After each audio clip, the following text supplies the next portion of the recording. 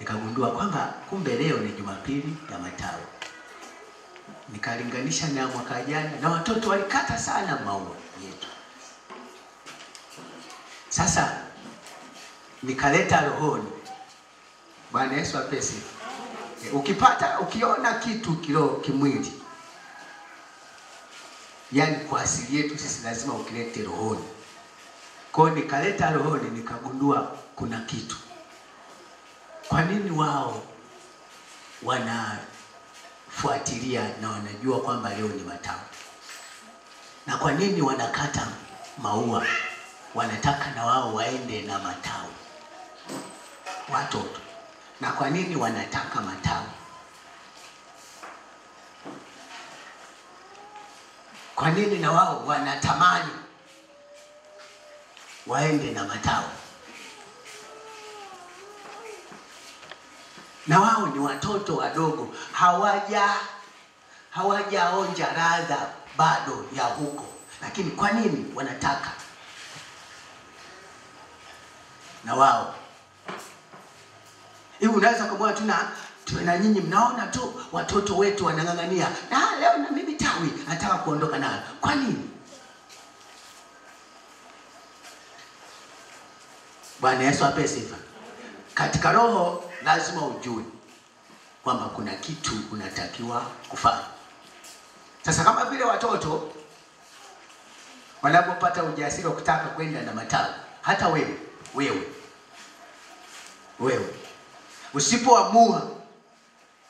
usipoamua kumtafakari Yesu kwa kadiri ya imani tuliopewa, kwa kadiri ya mafunuo ya Roho Mtakatifu, sawa na injili tuliohubiriwa na Roho Mtakatifu,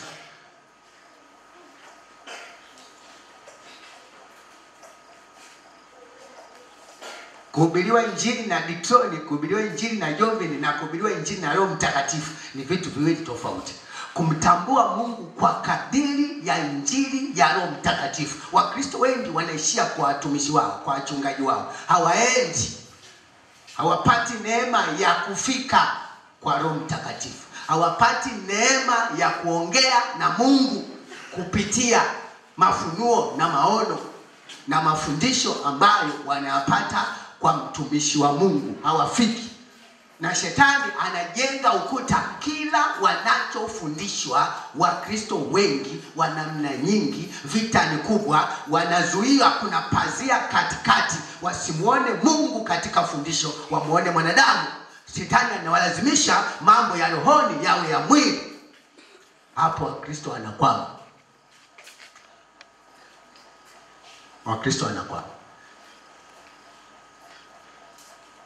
Tunapozungumza mambo ya roho, tunazungumza mambo ya roho wa Mungu, tunazungumza mambo ya mbinguni, tunazungumza mambo ya Mungu. Mtu akifuata mambo ya roho, anaachana na mambo ya dunia, anaamua kufuatana na Mungu, kumsikiliza Mungu, kunena na Mungu, kumfuata Mungu. Anapotenda akikwama, hatamuita mtu, atamuita Mungu, atamwambia ulisema nimekuamini. Sasa niko hapa kwa sababu ulisema. Nahitaji msaada wako, kwa maana wewe ndiye Mungu. Wewe ni Mungu unayejua mwanzo, unayejua mwisho kabla ya mwanzo. Uliponipa mwanzo, ulijua mwisho. Na kwa kuwa niko njiani hapa, najua wewe unaujua mwisho. Na kuita ili nionyeshe njia ili nifike mwisho, kwa sababu nimeanza na wewe.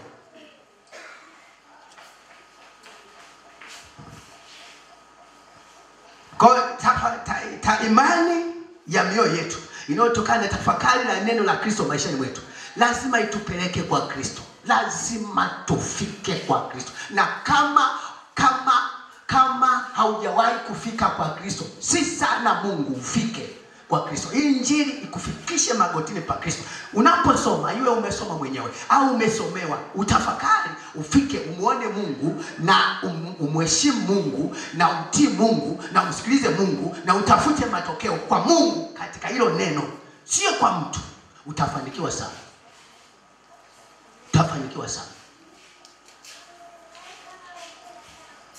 Siku hizi wa Kristo hatuwezi tena kuambiana sisi kwa sisi kwamba pokea uzima, mtu akapokea.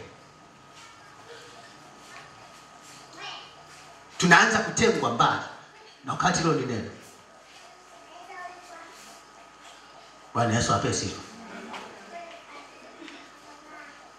Wewe ukampokea mtu, ukamwekea mkono mtu kwa haraka akapokea uponyaji, tunaanza kutengwa mbali ikiwa ni roho tulio nayo. Kwa nini? Kwa sababu hakuna anayejitazama katika hiyo roho kwamba naweza nikawekea mkono mahali penye mauti pakapokea uzima, au naweza nikawekewa mkono nikiwa katika hali ya mauti na mtumishi wa Mungu kwa jina la Yesu nikapokea uzima. Mbali. Nani? Ni shetani. Bwana Yesu apewe sifa. Bwana Yesu asifiwe sana. Kwa mimi nilipoona yale mazingira nikasema haka ni karoho. Kanatenda kazi. Kanavuta. Tunapozungumzia leo habari ya Kristo Yesu aliyetolewa kuwa sadaka. Leo tunazungumzia sadaka ya nafsi ya Yesu kidogo sana. Tunazungumzia sadaka ya nafsi ya Yesu. Tunapozungumzia sadaka ya nafsi ya Yesu,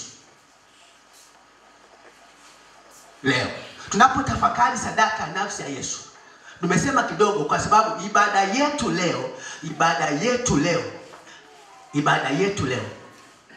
imekamilishwa, imeweka msingi wake katika kusifu na kuabudu. Ibada yetu leo imeweka msingi wake katika sifa. Ibada yetu, msingi wa ibada yetu jioni ya leo ni sifa. Mtu akitaka kuabudu afungue moyo wake kwa sifa. Bwana Yesu apewe sifa.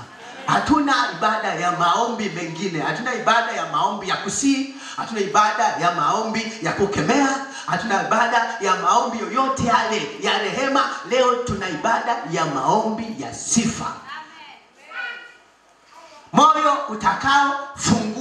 utakayofunguka kwa sifa, kwa kutafakari ukuu na uweza wa Yesu maishani mwake, ndio utakaopokea leo. Leo ibada yetu ni sifa. Bwana Yesu apewe sifa. Ibada yetu kwa Mungu ni sifa, kumsifu Yesu Kristo ambaye alitabiriwa katika Isaya. Bwana Yesu apewe sifa.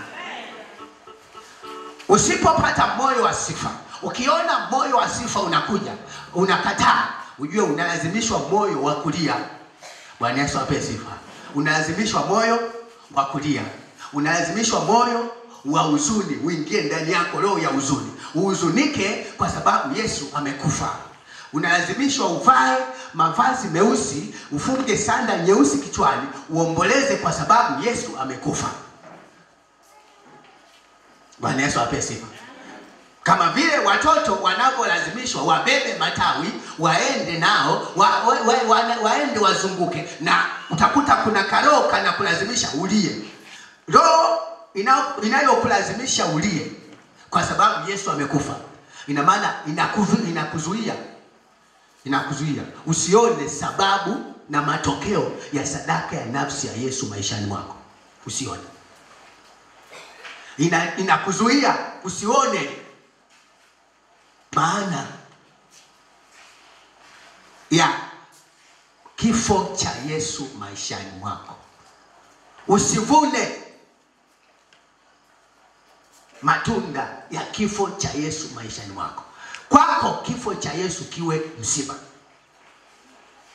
Kifo cha Yesu kikiwa msiba, ina maana umepoteza mpendwa wako Yesu. Ukipoteza mpendwa wako, umepata hasara. Umeingia katika huzuni, umeingia katika ukiwa, umeachwa peke yako, umeachwa mwenyewe, hauna msaada tena. Lakini wakati Isaya anatabiri kwa habari za Yesu, Bwana Yesu apewe sifa. Amen. Wakati Isaya anatabiri kwa habari za Yesu, Isaya 53, hakusema kwamba tumepoteza mpendwa wetu. Anazungumzia, anasema habari hizi ni mbaya. Kwanza anasema nani aliyesikia habari hizi tulizosema? Anasema hizi habari ni mbaya. Habari hizi za Yesu zinahuzunisha. Habari za Yesu hizi zinataabisha, zinafikirisha, zinaogopesha. Kwa sababu Yesu alikufa kifo kibaya, kifo cha aibu. Isaya anatabiri, anasema huyo Yesu huyo, habari zake ni ngumu kuzisikia. Bwana Yesu apewe sifa. Ni mbaya, zinaumiza. Kwa sababu watu watakaomshuhudia, anasema katika roho, maana aliona Isaya, anasema watu waliomtazama hawakupata ujasiri wa kumtazama mara mbili, waligeukia wa upande mwingine, walificha nyuso zao wasione mwili wake Yesu. Habari hizi ni mbaya.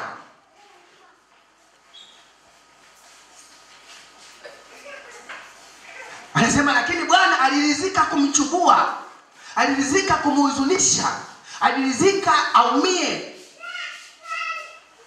ili sisi tupate amani. Bwana Yesu apewe sifa. Amesema Bwana alikubali apitie hayo yote ili sisi tupate amani, kwa sababu kama asingepata adhabu sisi tusingepata amani. Kwa sababu amani, adhabu ya amani yetu ilikuwa juu yake. Alisulubiwa ili sisi tustarehe. Bwana Yesu apewe sifa. Alisulubiwa ili sisi tustarehe. Anasema hakika, ule mstari wa 4, Isaya 53:4,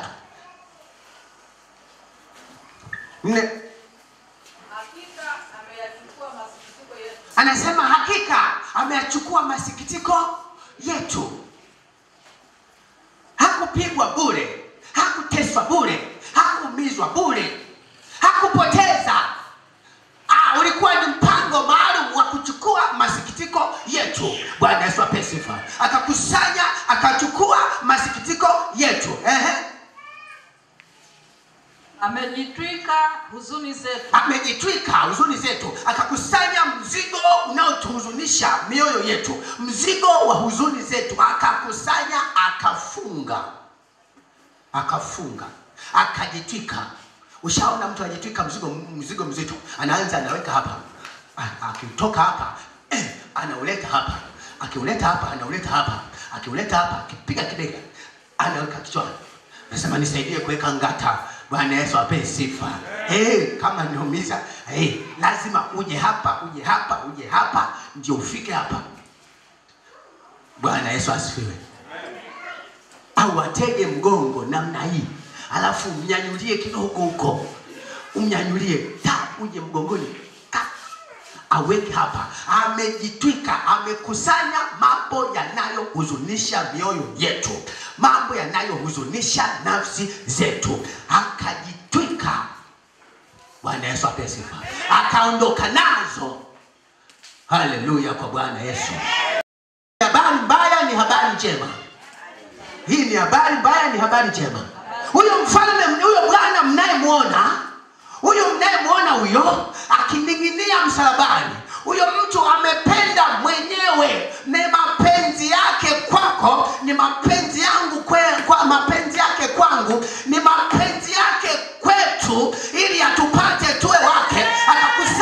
Akakusanya thamani ya huzuni wetu, akajitwika huzuni zetu. Ameamua. Alituona taabuni siku nyingi, hakustahimili. Alituona katika taabu za magonjwa yetu yaliyotokana na dhambi zetu. Alituona katika taabu za mateso yetu. Hakustahimili tuteswe mikononi mwa adui zetu. Kwa wivu wa nafsi yake, kwa mawazo ya moyo wake, akaamua, akafikia hatima, akahitimisha kwamba hapana, acha niingilie kati mambo haya. Akaingilia kati ugomvi wetu, akaingilia kati utumwa wetu, akachukua yeye mwenyewe kwa kupenda kwake. Akasema wekeni hapa, wekeni hapa, wekeni hapa mambo yote mnayomdai, wekeni hapa, wekeni hapa, wekeni hapa. Akajitwika, akaondoka nayo. Bwana Yesu apewe sifa. Akapita nayo. Anasema amen. Lakini tulidhania yakuwa amepigwa. Sisi tulidhania kwamba amepigwa. Bwana Yesu apewe sifa. Tulidhania amepigwa na Mungu na kuteswa. Tulifikiria kwamba inawezekana ni mkosaji. Bwana Yesu apewe sifa. Tulidhani kwamba pengine ana hatia. Pengine hatia yake, uovu wake, dhambi zake ndio zilizomgharimu maishani mwake. Nasema kumbe la. Endelea mama. Bali alijeruhiwa kwa makosa yetu. Bali alijeruhiwa kwa makosa yetu. Haleluya. Alijeruhiwa kwa makosa yetu. Alichubuliwa kwa maovu yetu.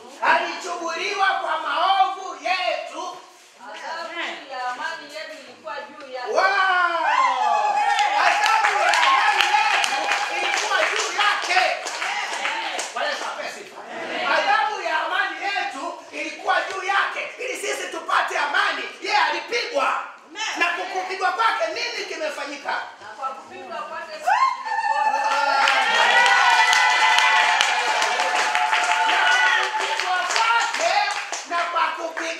kwake, kupigwa kwake tumepona. Kupigwa kwake tumepokea uzima. Ili sisi tupokee uzima wa nyama mwilini mwetu na damu na mifupa nafsini mwetu. Yeye alipokea kipigo, aliumizwa, ili sisi tupone. Tunapomtazama tunatazama uponyaji wetu. Tunapotazama kusukwa kwake kwa kupigwa kwake, tunatazama uponyaji wetu, kwa sababu yeye alipigwa ili sisi tupone. Kwa sababu hiyo, tunapoona namna anavyochechemea, tunaungana naye, tunamwambia hongera baba, hongera ndugu yetu, tunamwambia asante, tunamwambia kadhalika, kwa sababu Bwana Yesu asifiwe. Amen. Bwana Yesu asifiwe. Tukijua namna alivyotufanya, tukijua namna alivyotutengeneza katika mateso yake, tutamuunga mkono. Amen. Kwa kumshukuru na kumpongeza. Amen. Tutamuunga mkono kwa kumpa hongera, kumwambia hongera sana. Kwa sababu kama si wewe Bwana, kama si wewe Yesu, walikuwa wanatuonea sana. Bwana Yesu asifiwe. Walikuwa wanatuonea sana.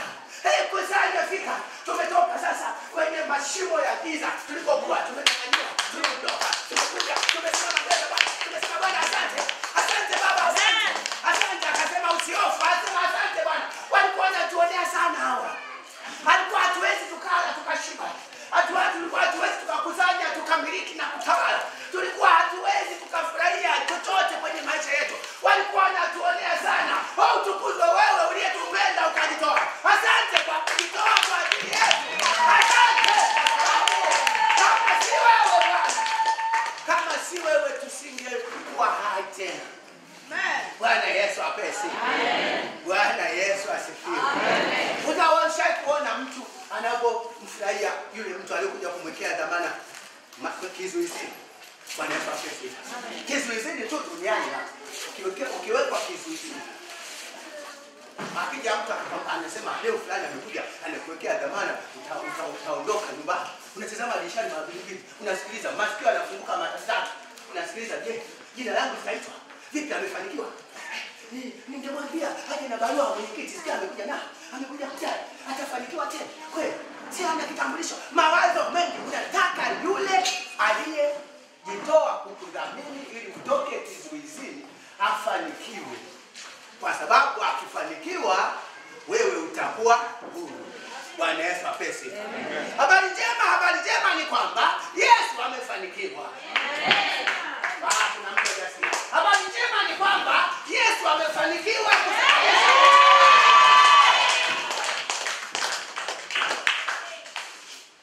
Yesu amefanikiwa kutuondoa mikononi mwa adui zetu.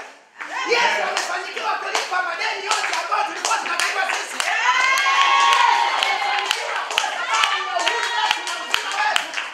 Maana kwa kupigwa kwake sisi tuliponywa.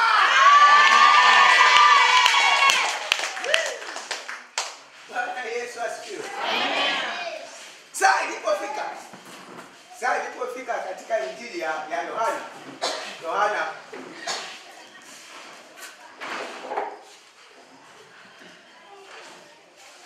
asante. Yohana 19.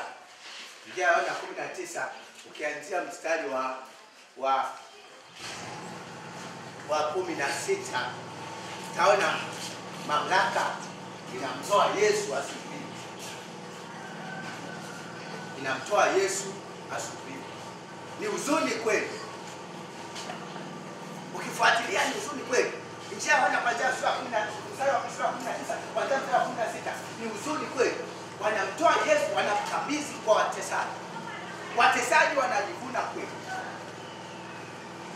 Watakatifu wa wakati ule wanahuzunika sana, wanalia, wanaumia kwa sababu Yesu anatolewa Yesu.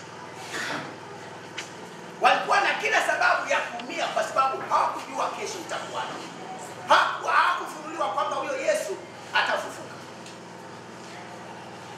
Walioongozana na Yesu wakalia sana, wakaomboleza, wakalia mpaka Yesu akasema msinililie mimi. Msinililie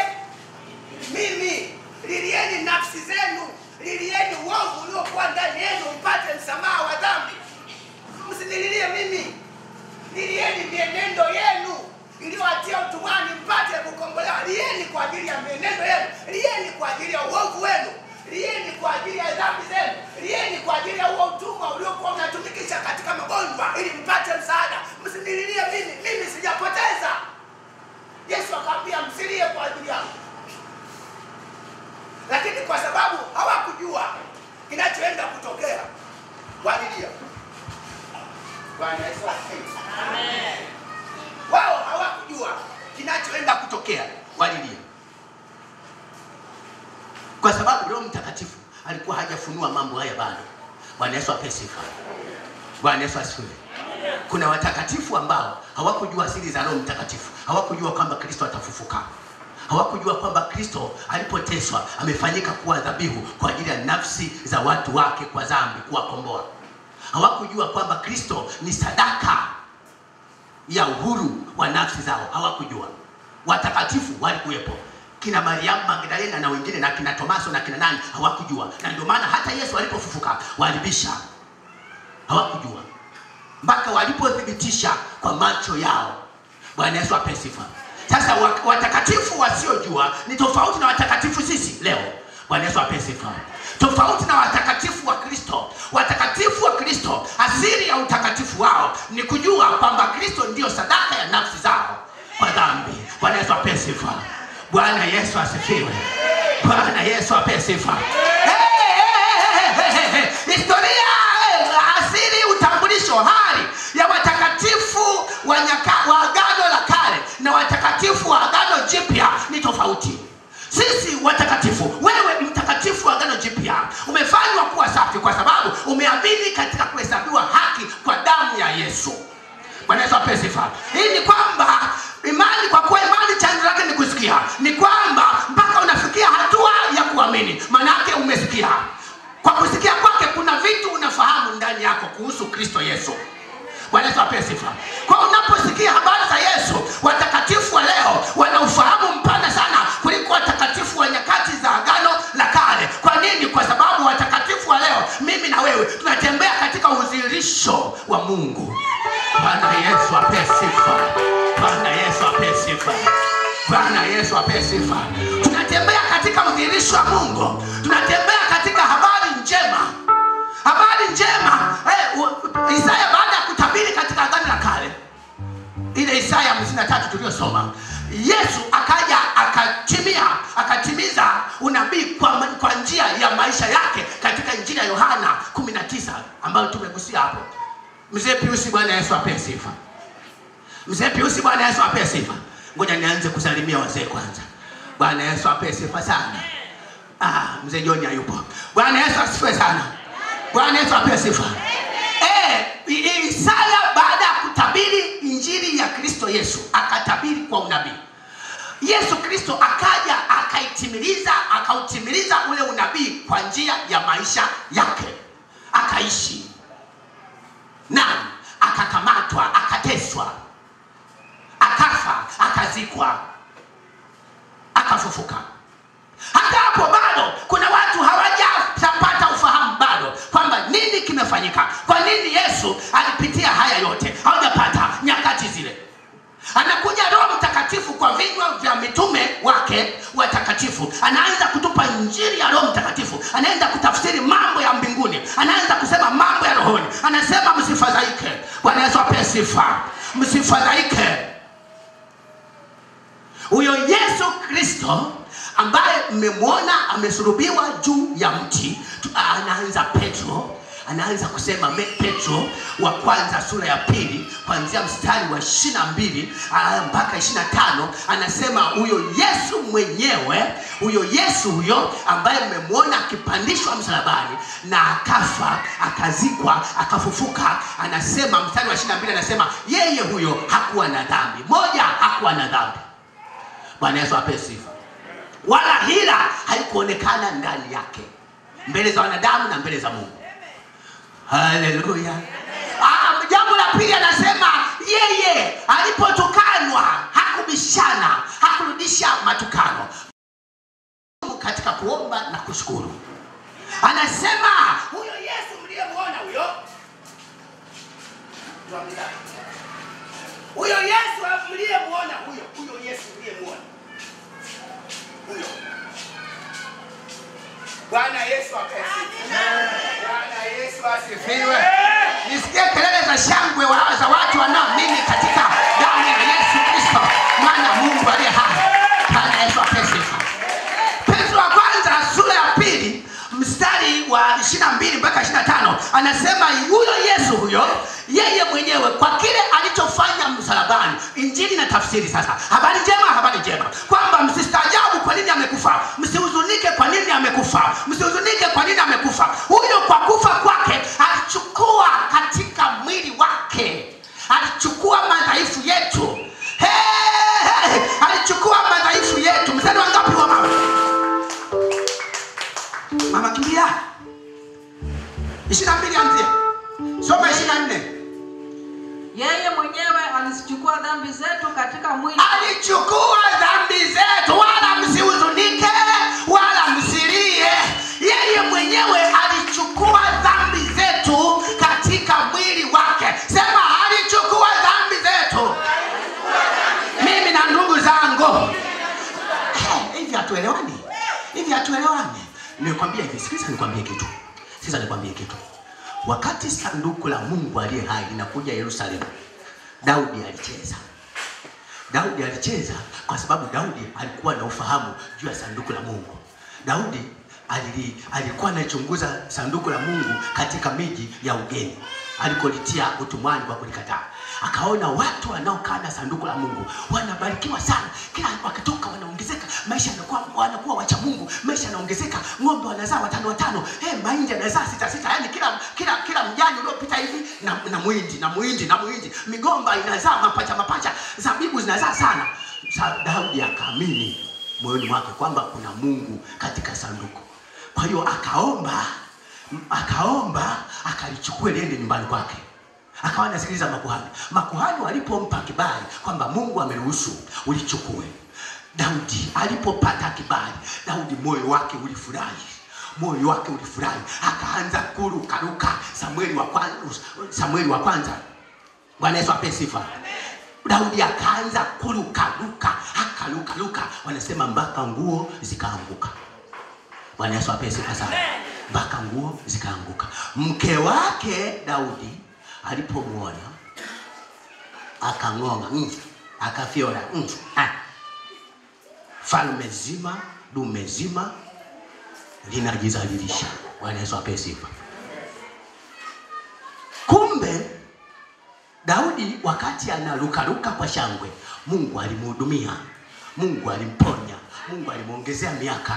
Kumbe yule mke wa Daudi alikuwa hajapata watoto bado, lakini alikuwa na tatizo la uzazi tumboni kwenye mfuko wake wa uzazi. Kumbe angepata neema atoke akaungane na mume wake, waluke wote, amuao tumelipata sanduku la Mungu, Mungu angemfungua. Lakini kwa kuwa hajapata ile neema, alidhihaki jambo lile. Ugumba wake ulikaa, alikufa bila mtoto ulimwenguni humu. Bwana Yesu ape sifa. Nataka niseme nini? Kila linapotokea jambo la kiroho ni fursa. Bwana Yesu ape sifa. Ni fursa. Na leo katika sadaka ya nafsi ya Yesu kuna fursa yako. Kuna fursa yako.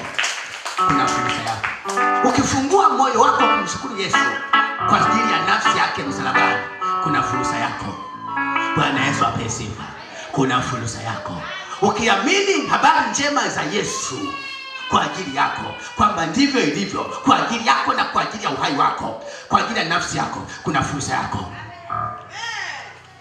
Tunasafiri watu wa mkono, hatutakemea, hatutasi. Leo hatutaomba kwa maombi mengine yote, leo tutasifu. Kila atakayefungua moyo wake kusifu, kama mfalme Daudi alivyofungua moyo wake kusifu mbele ya sanduku la Mungu, kwenye sifa ya jioni ya leo kuna uponyaji wako. Kwenye sifa ya jioni ya leo kuna kufunguliwa kwako. Kwenye sifa ya jioni ya leo kuna uhuru wako. Kwenye sifa ya jioni ya leo kwa kazi ya msalaba kuna mpenyo wa kutoka katika vifungo ambavyo shetani alikufunga siku nyingi na kukuleta katika uhuru. Leo unaenda kutembea katika uhuru. Leo Bwana anadhihirisha uhuru wake. Leo Bwana anadhihirisha maana na umuhimu wa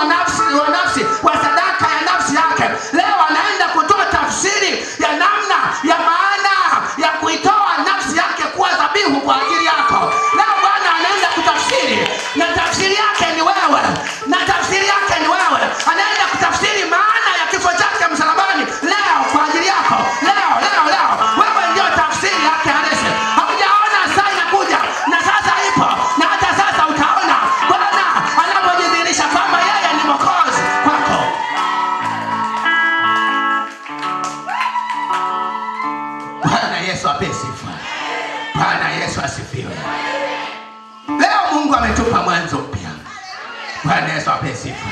Leo Mungu ametupa maisha mapya. Leo Bwana amedhihirisha haki yake kwetu. Leo Mungu ametunena kwa upya. Leo Bwana amekamilisha agano la kutuweka sisi huru machoni pa adui zetu. Leo ni furaha sana. Leo ni shangwe kwetu. Baba mtakatifu, asante. Hebu kwanza tumtolee Bwana Mungu wetu aliyebeba sadaka.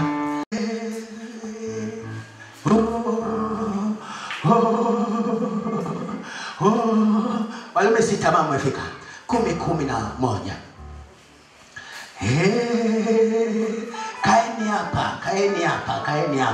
Kaeni hapa wana wa Mungu, kaeni hapa.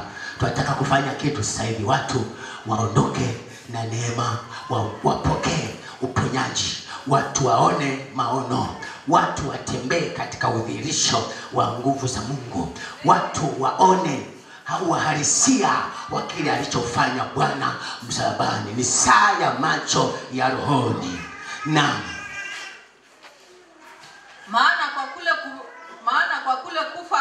maana kwa kule kufa kwake msalabani alifia dhambi mara moja. Bwana Yesu apewe sifa. Kwa kule kufa kwake alifia dhambi. Lakini kwa kule kuishi kwake amwishia Mungu. Bwana Yesu asifiwe. Alifia dhambi ya nani? Alifia dhambi ya nani? Hebu nyosha mkono wako wa kuume juu. Mkono wako wa kushoto weka kifuani kwako. Weka kifuani kwako. Unaweza ukasimama. Toma usisimame. Toma kapo. Buza kwako zimo ndani ya hayo malimba hayo. Bwana ameshaweka hayo. Usiogope. Kila usiogope. Oh, haleluya. Na kwa kule kuishi kwake anamwishia Mungu. Alikufa kwa ajili ya dhambi zangu na dhambi zake. Ameishi tena ili sisi kwa kufa kwake tujihesabu kama wafu kwa dhambi, na kwa kufufuka kwake tujihesabu kuwa walio hai kwa haki. Maana yeye ndiye sababu ya sisi kuhesabiwa haki kwetu. Saka. Sema asante Yesu kwa kufa kwako. Maana kwa kufa kwako umeifia dhambi yangu. Moyo wangu wazi, moyo wangu una amani, moyo wangu una furaha, moyo wangu unakushangilia, moyo wangu unakutukuza. Maana umenilipia deni. Umeipia deni ya mauti. Ni deni kubwa sana. Umekuwa rafiki yangu kwa sababu umenilipia deni kubwa sana, ambalo kwa nafsi yangu na kwa mali zangu na kwa ujuzi wangu, kwa nguvu zangu, kwa elimu yangu, kwa umaarufu wangu nisingeweza kulilipa kabisa. Lakini wewe Bwana umenilipia kwa gharama ya nafsi yako. Baba yangu asingeweza, wahenga wangu wasingeweza, ndugu zangu wasingeweza, hata ningeuza watu wa kwangu wote wasingeweza kulipa. Hata wangechangishana michango yote kama wanavyochangishana sasa kunisaidia katika taabu nyingine, wasingeweza. Lakini wewe Bwana kwa nafsi yako, wewe usiyejua dhambi, umeweza, umenilipia deni. Na kwa sababu hiyo nakusifu, nakushangilia, na kutangaza kwamba wewe ndio arabuni ya mwili wangu na roho yangu. Moyo wangu uwazi, moyo wangu una amani, moyo wangu una furaha. Maana umenilipia deni. Wewe ni kipenzi changu, wewe ni rafiki yangu. Oh, nimelipiwa deni. Nimelipiwa deni. Mwenzenu sidaiwi tena. Nimelipiwa deni. Haleluya, karabobo. Nimelipiwa deni. Mwenzenu sidaiwi tena. Nimelipiwa deni. Nimelipiwa deni. Mwenzenu sidaiwi tena. Nimelipiwa deni. Haleluya, Mungu.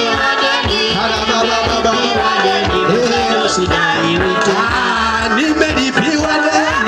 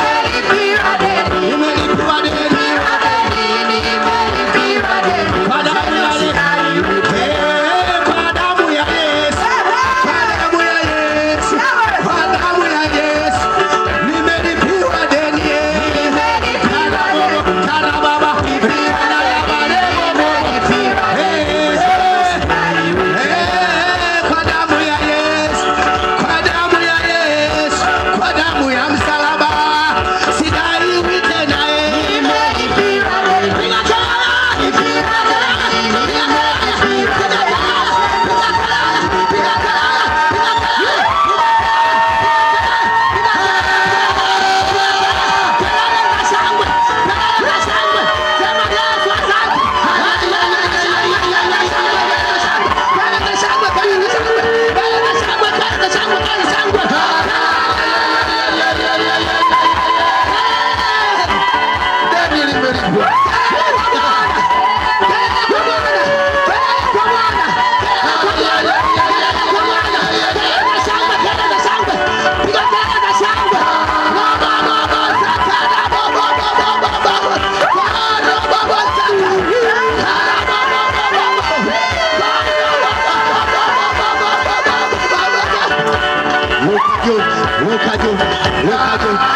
at you, amen. Look at you, look at you, look at you, look at you, amen. Look at you, look at you, amen. Look at you, look at you, amen. Look at you, look at you, look at you, look at you, look at you, look at you, look at you, look at you, look at you, look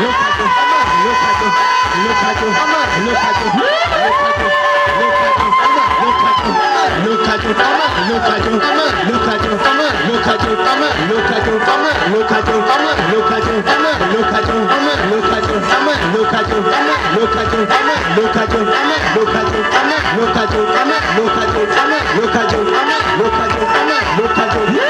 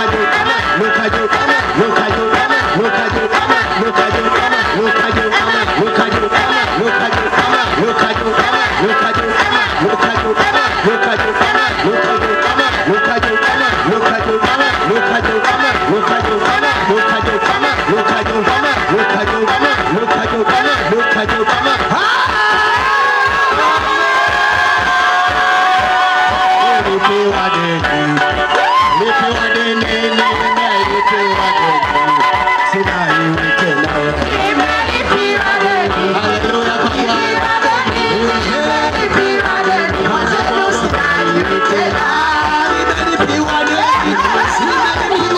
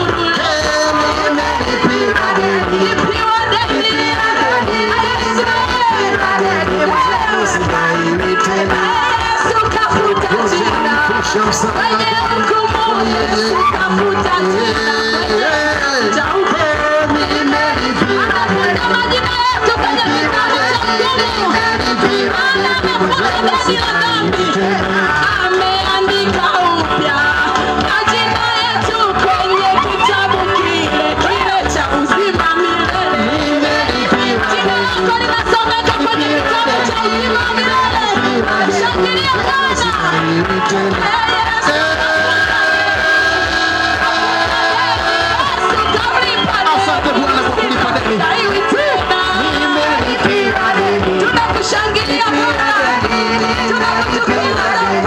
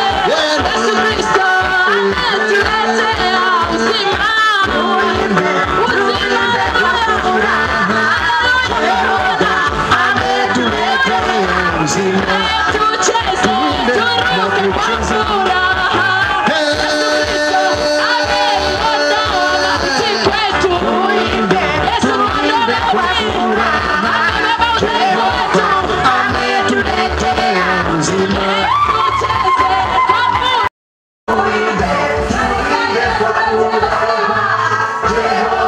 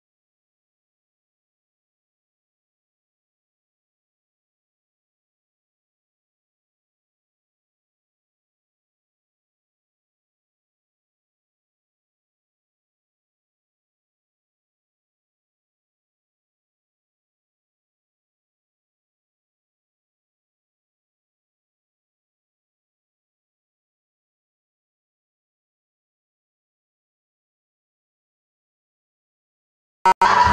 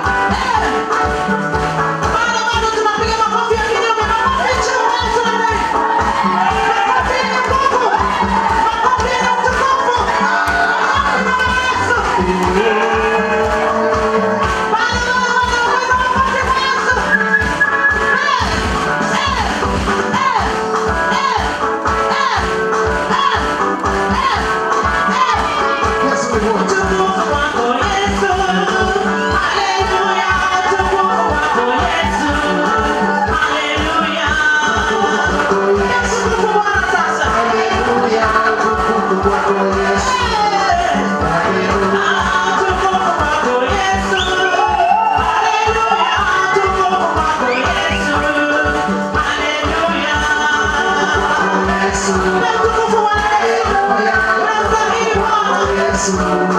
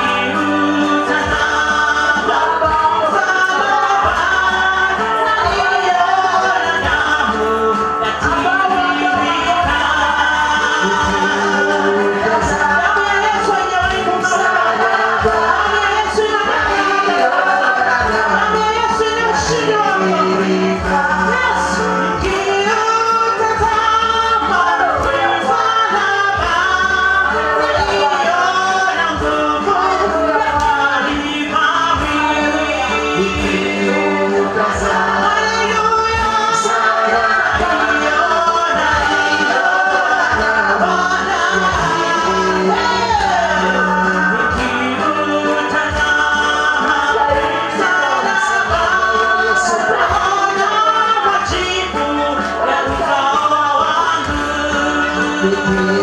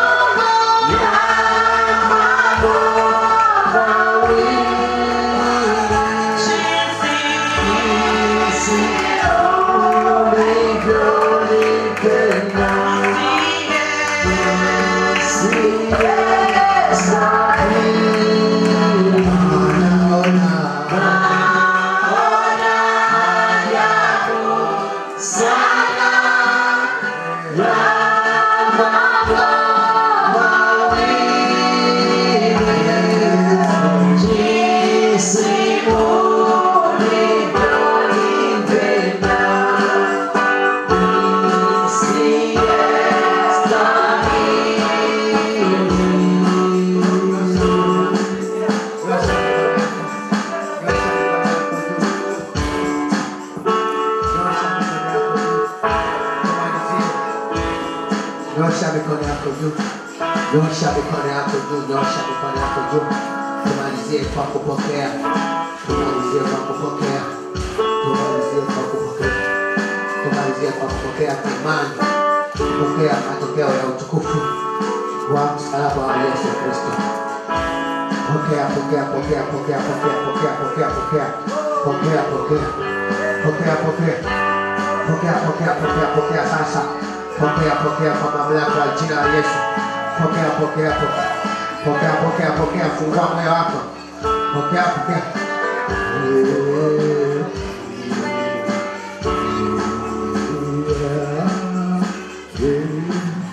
Naona bado sauti.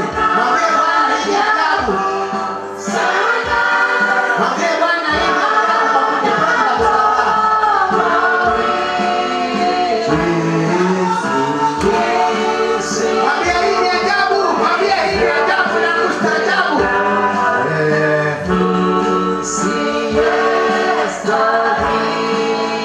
Naona